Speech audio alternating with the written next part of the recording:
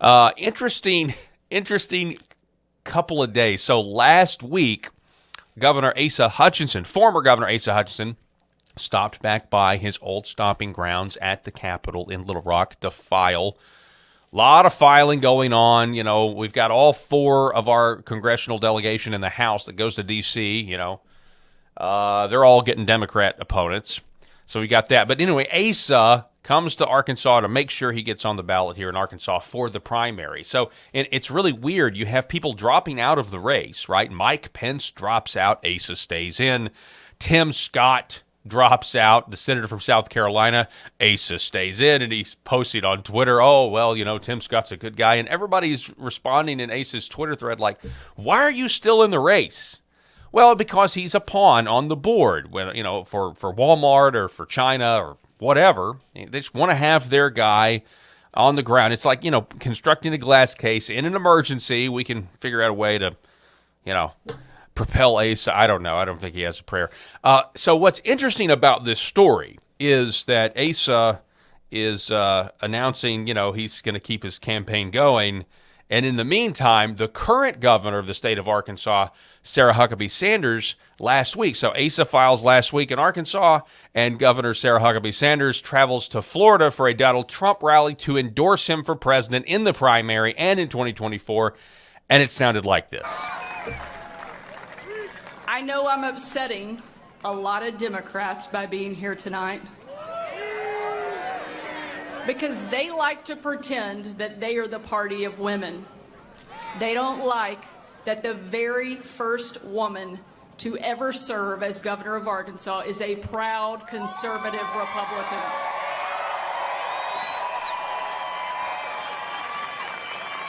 And my message to them is very simple.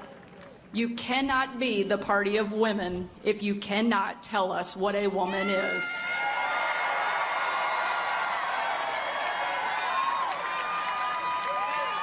The truth is, it's not even a question anymore between right and left.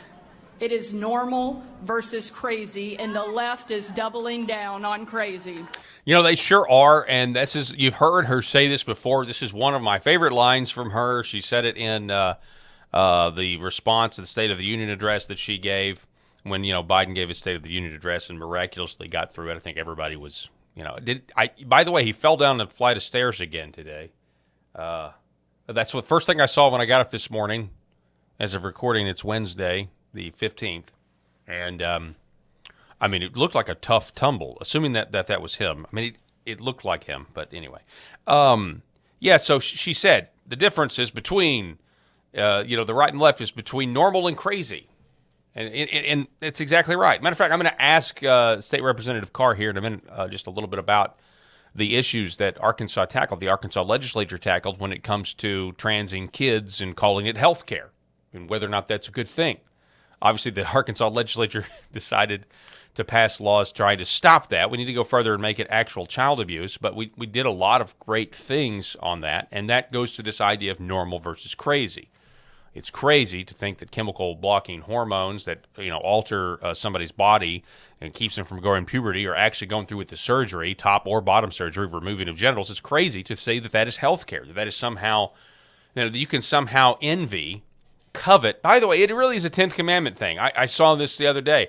I don't know, did anybody catch Rosaria Butterfield's amazing speech at the Liberty University convocation? It was a great speech about her story, how the gospel transformed her life, how she came to faith in Christ. It's absolutely fantastic. But anyway, so the difference is between normal and crazy, and she went on to endorse President Donald Trump. Here's, again, Governor Sarah Huckabee Sanders. We've got out-of-control inflation, violent crime, an open border, a rising China. Biden and the left have failed over and over again, and they know it, and you know it, and it is time for a change. That is why tonight I am so proud to endorse my former boss, my friend, and everybody's favorite president, Donald J. Trump. There you go. Now, she went on to give a much more detailed speech. I mean, I think it's like 12 more minutes of that speech, and then she introduces the president.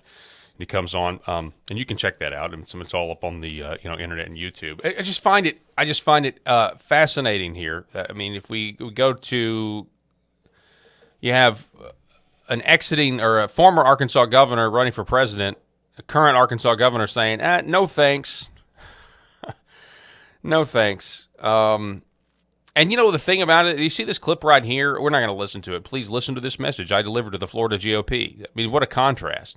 In this, he talked about how President Trump is going to be convicted and everything else. And, never one time does he mention that it's all a sham, that it's all a weaponized government against him.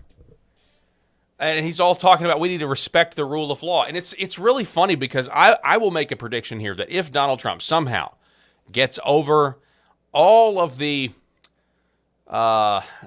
let's say if he wins the election, okay? If Donald Trump wins the election, which is a whole nother can of worms, and he weaponizes the government against political opponents, but I would even say that's what the other side is going to say, right? Turnaround is fair play. And I just have this feeling, my prediction is Asa Hutchinson will have a giant problem on his hands if Donald Trump gets back into the White House.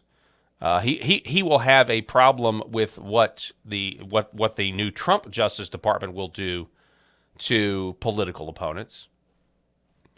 And turn around. I mean, what goes around comes around. That's all I have to say. I think Asa Hutchinson will be protesting. Oh, I can't believe the government's been weaponizing. So then he'll question the legitimacy of the Justice Department and their persecution, their political persecution of Trump. Of other people. I mean, the list goes on. You can name, they literally framed the man for treason, and it was all a Hillary Clinton op. Not to mention, I don't know, people who are bought and paid for by foreign governments like China. Yeah, that's a thing too. A lot of foreign influence in American politics these days. So, yeah, I just found it interesting. But if you come down here, let me see here. Asa's page. Yeah, I have always been a fan of Tim Scott. His departure from the race is a surprise. And America will miss his hopeful message on our future. Despite our challenges, I share his optimistic view of our country. What in the world? Why are you still running? What is going on? Looking forward to being on CNN and with Jim Acosta for more Trump bashing, he probably would say. Anyway, here's the tweet that, back on November 11th, I filed for president in my home state of Arkansas yesterday. So while that's going on, or about the time, or maybe a little before, you have, again, Sarah endorsing Trump in 2024. I find that just interesting. I never thought, a lot of times the good old boy system, people want to stick together and that sort of thing. That's not the case. That's not the case here.